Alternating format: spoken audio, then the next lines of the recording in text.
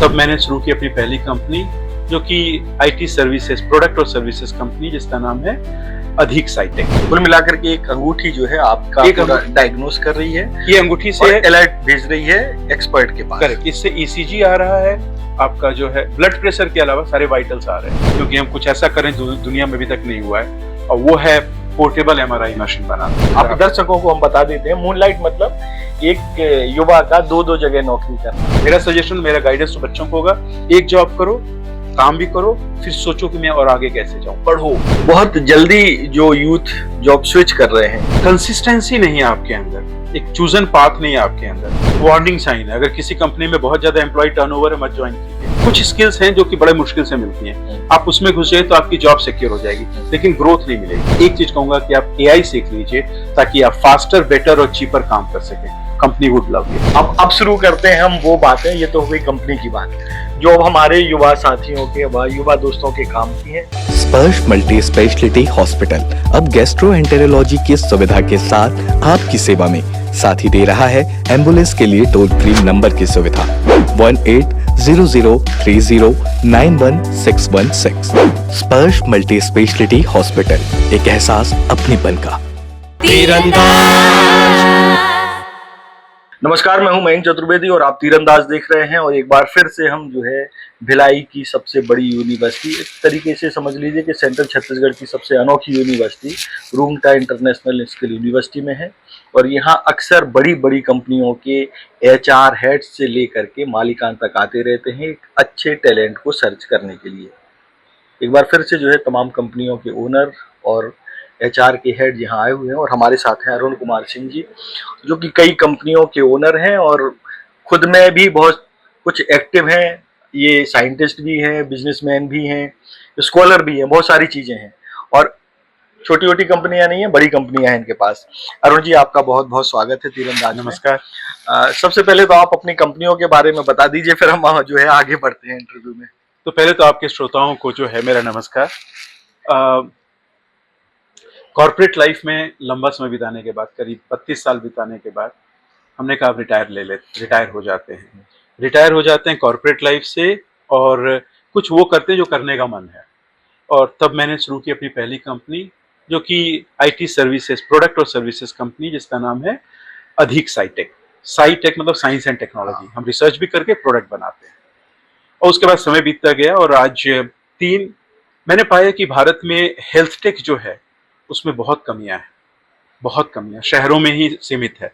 तो दूसरी कंपनी जो मैंने बनाई उसका नाम है क्यूरीजी, जहां पे बड़ी सिंपल सी चीज थी कि हेल्थ से रिलेटेड हर चीज आपको जो है आपके घर पे मिले।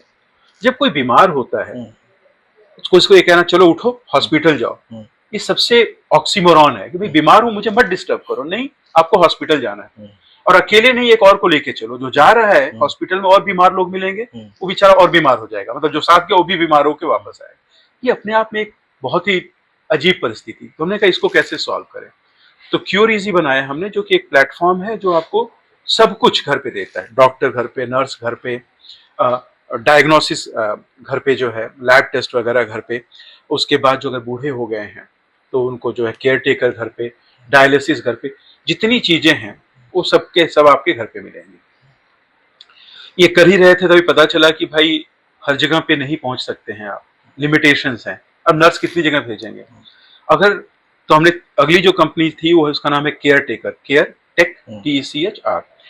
वो क्या करती है, रिमोट पेशेंट मॉनिटरिंग में है। अच्छा। विशेष करके हमने बूढ़े लोगों के लिए बनाया था, और विदेशों में जो लोग बूढ़े लोग हैं उनके लिए, जो कि भारत में भी एप्लीकेबल है। अभी भारत में हमने लॉन्च नहीं किया है। वो क्या करती है, जैसे मैंने पहन रखा है, इस तरह की डिवाइसेस हैं, फॉल डिटेक्शन के लिए लॉकेट के जैसा है। तो बूढ़े लोग हैं, उनको कंटिन्यूसली मॉनिटर किया जा रहा है, और ये डेटा भेज रहा है मोबाइल को, मोबाइल भेज रहा है मेरे प्लेटफॉर्म को, जिसमें एक जगह पे बैठ करके लोग मॉनिटर कर रहे हैं। जैसे कोई पैरामीटर खराब होता है, वैसे वहां पे एक अलर्ट आ जाएगा, और उसके बाद थ्रू एआई का यूज करके हम कॉल करते हैं, ताकि पता चले कि सामने वाला जो रियली बीमार है। और अगर लगता हाँ अभी इंटरवेंशन की जरूरत है, तो फिर 911 या उसके इक्विवेलेंट जो इमरजेंसी कॉल प्लेस होता है। तो ये हमारा एक कुल मिलाकर के एक अंगूठी जो है आपका पूरा डायग्नोस कर रही है। ये अंगूठी से अलर्ट भेज रही है एक्सपर्ट के पास। करेक्ट। इससे ईसीजी आ रहा है, आपका जो है ब्लड प्रेशर के अलावा सारे वाइटल्स आ रहे हैं, अच्छा, इसके थ्रू जो है हार्ट रेट आ रहा है, हार्ट बीट आ रहा है, SpO2 आ रहा है, ECG भी इसी के थ्रू आ रहा है। अच्छा। तो ये सब इससे हो रहा है और कंटिन्यूस मॉनिटरिंग हो रही है और ये कंटिन्यूसली मोबाइल को भेज रही है, मोबाइल हमारे प्लेटफॉर्म को भेज रहा है जहाँ पे मॉनिटर हो रहा है। और दूसरा हमने डाला, बूढ़े लोग होते हैं गिर जाते हैं, कोई है नहीं देखने के लिए, तो एक डिटेक्टर लगा दिया है जिसको कहते हैं फॉल डिटेक्टर, बूढ़े लोगों के लिए जो है। अब घड़ियों में होता है लेकिन वो काम नहीं करता है, तो 50% टाइम का काम हमने जो बनाया है पूरा इंडिया में ही बना है, वो बहुत अच्छा है, जो डिटेक्ट करता है। तो और एनी हाउ ये सब हो रहा था। तो लास्ट जो है प्रोजेक्ट जो कंपनी है मेरी, वो भी स्टिल्थ मोड, उसका नाम नहीं बताऊंगा मैं, क्योंकि हम कुछ ऐसा करें जो दुनिया में अभी तक नहीं हुआ है, और वो है पोर्टेबल MRI मशीन बनाना। अच्छा, आज की डेट में अगर कोई, वो तो बहुत बड़ी होती है MRI मशीन। ये हमारी मशीन जो है, आप समझ लीजिए कि जो एक आप बैग लेके जाते हैं, चेकिंग बैग, सूटकेस लेके जाते हैं, व्हील वाला, उसको समझ लीजिए, एक बटन दबाएंगे तो ऊपर आ गया, बीच में उसके होल है करीब 1.5 इंच समझ लीजिए, तो आप हाथ पैर और सर उसके अंदर डाल के उसका पूरा स्कैन हो सकता है। तो ये हम पहले मॉडल में बना रहे हैं, और अगर ऊपर वाले का आशीर्वाद रहा तो 1 महीने के अंदर इमेज आना शुरू हो जाएगा। फिर हम DGSCO के पास जाएंगे इंडिया में सर्टिफिकेशन के लिए, और 1 साल के अंदर मार्केट में होनी चाहिए। और पावर कंजम्पशन कम है, उसमें कूलिंग की जरूरत होती है, हीलियम की जरूरत होती है, इसमें हीलियम की जरूरत नहीं है। और ये आप एम्बुलेंस में रख सकते हैं, गांव की क्लिनिक में रख सकते हैं, हर जगह मूवेबल है कुल मिलाकर के। मूवेबल और सस्ती है। अच्छा, जो बड़ी मशीन है, सिर्फ मशीन का कॉस्ट की बात हो रही है, और उसका दाम जो है समझ लीजिए 12 करोड़ से लेकर के 15 करोड़ के बीच होता है, एक 1.5 टेस्ला का। उसके अलावा जो 3 रूम चाहिए, पावर कंजम्पशन, वो सब अलग है, उतना करोड़ और लग जाता होगा। हमारी मशीन जो है बहुत सस्ती होगी, आप सोचिए 2 करोड़ के नीचे होगी, और कुछ और नहीं चाहिए, बैटरी से चलती है। अरे वाह। तो आप गांव में ले जा सकते हैं, जहाँ चाहिए, गाड़ी में भर के ले जाए, एम्बुलेंस में भर के ले जाए, हर जगह पे। डिफेंस में किसी को गोली लगी फ्रंट पे, स्कैन कर लिया, डॉक्टर ने बताया क्या करना है। बहुत सारे यूजेस हो सकते हैं इसके। मतलब एक अनोखी मशीन बन रही है। एक अनोखी मशीन, इसलिए मैं ज्यादा बता नहीं पा रहा हूँ क्या है कैसे है, लेकिन सारा का सारा हम यही बैठ के इंडिया में, बैंगलोर में बैठ के कर रहे हैं। ये कैपेबिलिटी भारत के पास है, मुझे बहुत गर्व है बताते हुए आपको। बहुत बढ़िया। अच्छा, आपको बता दें, टेस्ला जो है चुंबकत्व को मापने का मानक है। जितना ज्यादा टेस्ला होगा यानी चुंबक उतनी ज्यादा ताकतवर है, और जब हम MRI करते हैं तो चुंबकत्व के माध्यम से ही चीजें पता चलती हैं, है ना सर? बिल्कुल सही। ठीक है। अब शुरू करते हैं हम वो बातें, ये तो हो गई कंपनी की बात, जो अब हमारे युवा साथियों के, युवा दोस्तों के काम की है।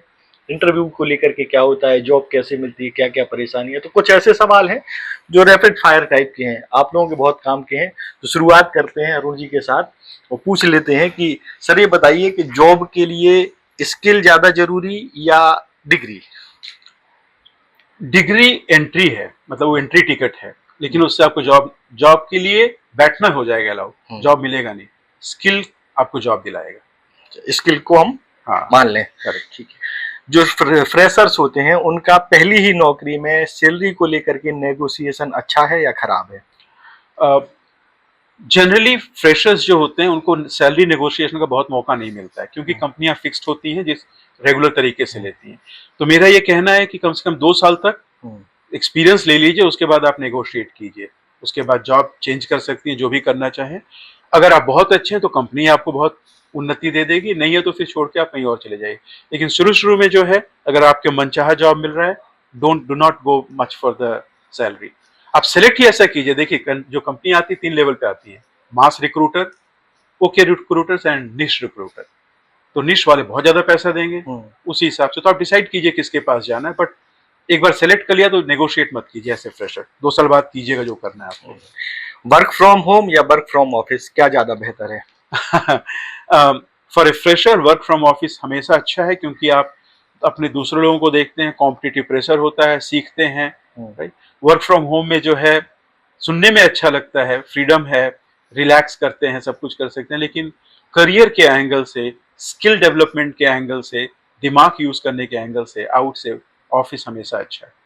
मूनलाइट जॉब अच्छा या खराब? आप दर्शकों को हम बता देते हैं, मूनलाइट मतलब एक युवा का 2 जगह नौकरी करना। खराब, और उसका कारण भी बता देता हूँ सिंपल शब्दों में। पैसा तो कमा लेंगे, लेकिन जो एक्सेलेंस डेवलपमेंट करना होता है, अगर एक जॉब आप कर रहे हैं, उसमें एक्सेलेंस डेवलपमेंट करने के लिए 2 पार्ट होते हैं। एक ऑफिस में जब आप काम कर रहे हैं, लगातार लगे रहते हैं, तो उसको मैं कहता हूँ अल्फा स्टेट में होना, जैसे वार वाला स्टेट होता है ना, उसमें आप हैं, किए जा रहे हैं, काम किए जा रहे हैं।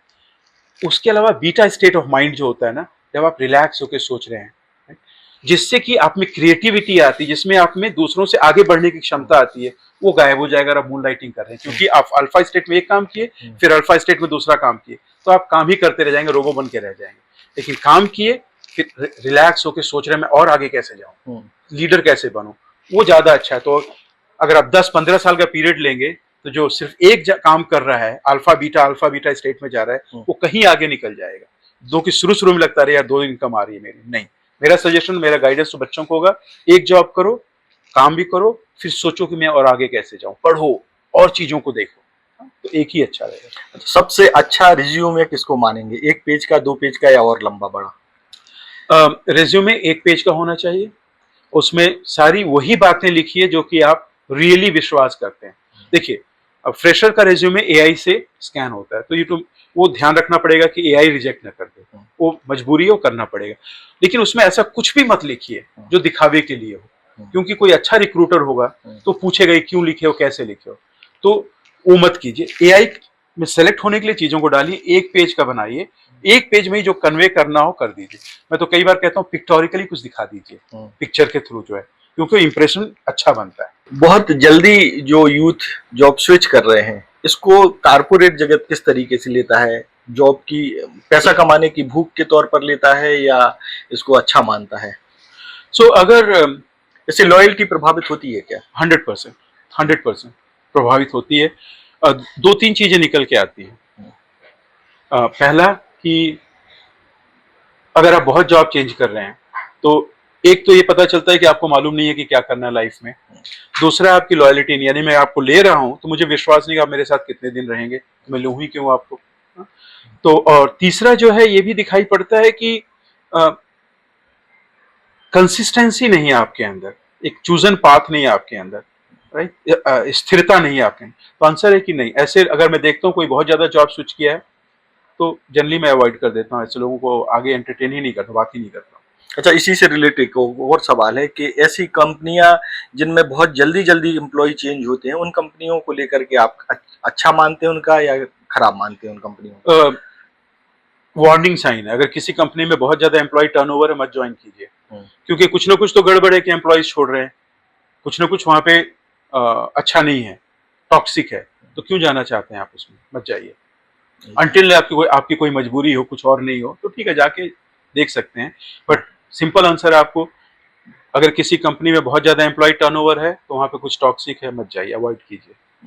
चलिए, अब शुरू करते हैं कुछ ऐसे सवाल जिसका विस्तार से जवाब अरुण सर देंगे, क्योंकि अरुण सर जो अच्छे तरीके से बता रहे हैं, तो इनसे बातचीत लंबी भी चलेगी, तो आप लोग रुके जरूर रहिएगा, क्योंकि आपके काम की होगी। सर, ये बताइए कि जो आपकी कंपनी में बहुत सारे रिज्यूमे आते होंगे, हजारों रिज्यूमे में से ऐसी क्या चीज है जिसमें से हम लोग सिलेक्ट करते हैं लोगों को? 1000 में से मान लीजिए आपको 10 चाहिए या 20 चाहिए, तो ऐसा क्या होता है जो सिलेक्शन में आता है? तो देखिए, पहली चीज है कि रेज्यूमे जो है, फ्रेशर का रेज्यूमे स्क्रीन किया जाता है एआई के थ्रू, कि भाई हमारे काम का है कि वो मान लीजिए आप वो लेवल हो गया, आप उससे निकल गए हैं। उसके बाद हम देखते हैं, देखिए हर एक कंपनी किसी नीड के लिए, जस्ट कपल ऑफ मिनट्स, हर एक कंपनी जो है किसी आवश्यकता के लिए हायर करती है, जैसे नहीं ले लेती है। फिर हम देखते हैं कि जो हमारी आवश्यकता है उससे मैच हो रहा है कि नहीं हो रहा है। ये दूसरी चीज देखी जाती है कि जो कीवर्ड्स हमें चाहिए वो कीवर्ड्स हैं कि नहीं उसके, मान लीजिए वो भी मिल जाते हैं। तीसरा हम देखते हैं कि भाई स्किल, नॉलेज तो हो गया, स्किल है कि नहीं है, राइट, आपने क्या क्या किया है, फेलियर इज ओके, ये तीसरी चीज देखी जाती है। और फिर चौथा देखते हैं कि आपने और क्या किया उसके अलावा, participation in this forum, that forum, जो ह्यूमन स्किल्स के लिए है ना, बच्चों के साथ में, और आपने क्या किया। तो ये अलग अलग लेवल पे चीजें हैं जिनको हम देखते हैं। अभी इन दिनों ले ऑफ ज्यादा चल रहा है, तो जो नौकरी कर रहे हैं, जो 1-2 साल की नौकरी जिनकी हो गई है, वो ऐसी कौन सी स्किल है जिसको उन्हें सीख लेना चाहिए ताकि उनकी जॉब जो है वो सिक्योर हो जाए?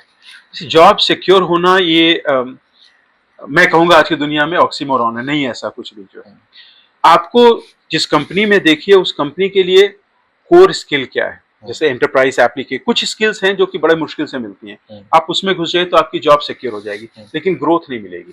जॉब सिक्योर होने का मतलब ग्रोथ नहीं होता है, राइट। तो दूसरी तरफ मैं कहूंगा कि आर्टिफिशियल इंटेलिजेंस बहुत बहुत कुछ चीजों को चेंज कर रहा है, उसको तो आप अपना दाहिना हाथ बना लीजिए। Become the best in AI.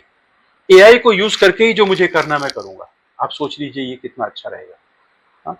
तो मैं अगर एक चीज एडवाइस करने के लिए बोलूंगा, तो अगर आपकी टेक्नोलॉजी अच्छी है, पीपल स्किल अच्छी है, उसके बाद एक चीज कहूंगा कि आप एआई सीख लीजिए, ताकि आप फास्टर, बेटर और चीपर काम कर सकें। Company would love you. अभी जैसे हो रहा है कि एआई को जो है एक नौकरी खाने वाला टूल समझा जा रहा है, आपको ऐसा लगता है वास्तव में ऐसा है, या ये नए अवसर पैदा करने वाला है? मुझे लगता है कि बहुत सारे नए अवसर पैदा करने वाला है। नौकरी खाने वाला टूल जो कहा जा रहा है वो सही है, लेकिन गलत एंगल से देखा जा रहा है। जैसे आप जर्नलिस्ट हैं, पहले आप हाथ से लिखते थे सारी चीजों को, अब अचानक आ गया वॉइस टू टेक्स्ट, आप मोबाइल में बोलेंगे, जो बोलेंगे लिख दिया। तो क्या, या आप आपका एक डिक्टोफोन या कोई एक लेडी होगी आपके साथ जो कि आप बोल रहे हैं तो लिख रही थी, क्या उसका जॉब चला गया? हाँ चला गया, लेकिन आप जो काम कर रहे थे वो रुकावट थी उसमें। हाँ, अब वो रुकावट हट गई है। तो एआई बहुत सारी चीजें जो हमें स्लो करती हैं काम करने से, उनको ऑटोमेट करी। एआई दो चीज करती है, एक है ऑटोमेशन, दूसरा है ऑगमेंटेशन। तो ऑटोमेशन होगा, जो अगर आपका काम ऑटोमेट हो सकता तो काम खा जाएगा ये आपके शब्दों में, लेकिन उसको खा भी लेना चाहिए, क्योंकि वो आपके इंटेलेक्ट का, आपके दिमाग का सही प्रयोग नहीं हो रहा था। भाई आप रेपिटेटिव एक ही काम बार बार किए जा रहे हैं, क्यों करना? ह्यूमन इंटेलेक्ट कहता है कि अच्छा करो और करो बेहतर। तो ये ऑटोमेशन हो गया। ऑगमेंटेशन है, अभी आप मुझसे एक इंटरव्यू ले रहे हैं, ठीक है, मान लीजिए 3 और लोगों से लेना था, आपका एक होलोग्राफिक इमेज होती है जिसको सिमिलर क्वेश्चंस हैं लेकिन सेम नहीं है, वो 3 और लोगों से बैठ के बात कर रहे हैं, तो आप 3 गुना आपकी एफिशिएंसी बढ़ गई, इसको आपकी कैपेबिलिटी को 3 गुना ऑगमेंट कर दिया हमने। ये चीज भी एआई करती है, ये क्यों ना करे, राइट? ऑगमेंटेशन इज गुड, आपकी हमारी क्षमता को बढ़ा देता है, ठीक है, और ऑटोमेशन डिसरप्टिव है, ऑटोमेशन जॉब खाएगा। तो एक अच्छी चीज है, एक बुरी, तो इसको मिला के देखना होगा कि जो किस एक्सिस पे आप हैं। बाकी बहुत सारी कंपनियों के लोग जैसे आए हुए थे, तो एक समस्या बता रहे थे कि टियर 2 और टियर 3 सिटीज जो हैं, वहाँ जो बच्चे हैं उनको लेकर के थोड़ा सा एटीट्यूड को लेकर के या उनके बोलचाल के तरीके को लेकर के एक समस्या आ रही है। तो उसको छत्तीसगढ़ और छत्तीसगढ़ के जो बाकी के शहर हैं वहाँ कैसे रेक्टिफाई किया जा सकता है, उस समस्या को स्टूडेंट क्या करे? तो ये छत्तीसगढ़ की समस्या, यह समस्या है पहली बार, और ये छत्तीसगढ़ की समस्या नहीं है, ये हर टियर 2 टियर 3 की समस्या है।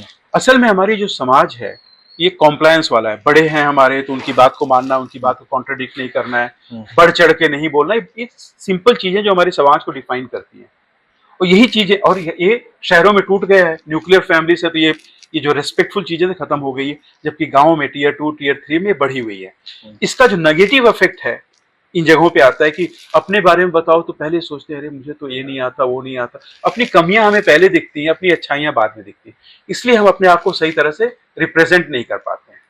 तो ये जो चीज है इस पे काम करना होगा, ये छत्तीसगढ़ या किसी की नहीं है, हमारे समाज की प्रॉब्लम, इसको हमें सॉल्व करना होगा कि अपने बारे में कॉन्फिडेंटली बता सकें। जैसे मैं कुछ पहले कह रहा था कि ग्लास आधी खाली है वो हमें दिखता है, जब भी हमें कोई कहता है अपने बारे में बताओ तो हम खाली गिलास की बात करने लगते हैं, जो आधा भरा हुआ है वो हम नेग्लेक्ट करते हैं। कैसे बताएं अपने बारे में, कैसे कहूंगे मैं ग्रेट हूं, नहीं बोल सकता। तो ये समस्या है और इसको हमें सॉल्व करना पड़ेगा। जहां तक कम्युनिकेशन की बात है, मैं पूरे भारत में बाहर भी जाता रहता हूं, भारत में हर जगह पे समस्या है। अधिकतर जगहों पे लोग, भाषा की बात नहीं कर रहा हूं, हिंदी में ही यहाँ पे अपनी भावनाओं को सही रूप से व्यक्त नहीं कर सकते, जो सेंटेंसेस होते हैं उसको कंप्लीट नहीं बोलते हैं, वो भी एक है। तो मैं नहीं कहूंगा कि इस कॉलेज एरिया इसकी कुछ है, वो एक दूसरी लेवल की प्रॉब्लम, उसको सॉल्व करना है कि अपनी विचारों को, अपनी भावनाओं को भाषा के माध्यम से सही रूप से व्यक्त करना, ताकि सामने वाले व्यक्ति समझ सके। ये भी एक इम्प्रूवमेंट का एरिया है, not local but global India. ठीक है, बहुत बहुत धन्यवाद अरुण जी आपका। और ये इंटरव्यू में जो भी बातें हुई निश्चित तौर पर आपके भविष्य को बेहतर बनाएंगी, आपको एक मार्गदर्शन देंगी और ये तय करने में मददगार साबित होंगी कि आपको रिज्यूमे कैसे बनाना है और अपने एटीट्यूड में कैसे सुधार करना था। तो ये था आज का हमारा खास कार्यक्रम। आप तीरंदाज से जुड़े रहिए, तीरंदाज को सब्सक्राइब करना बिल्कुल मत भूलिएगा। यूट्यूब पर आप बेल आइकन जरूर प्रेस कर लें, और अगर आप हमारे इस वीडियो को हमारे फेसबुक पेज पर देख रहे हैं तो कृपया करके उसे भी फॉलो कर लें। नमस्कार। खुश है तो फिर खुशी मना ले, छोटा बड़ा केक मंगा ले, संगम में मिलता है बढ़िया केक, संगम में मिलता है बढ़िया केक। तीरंदाज।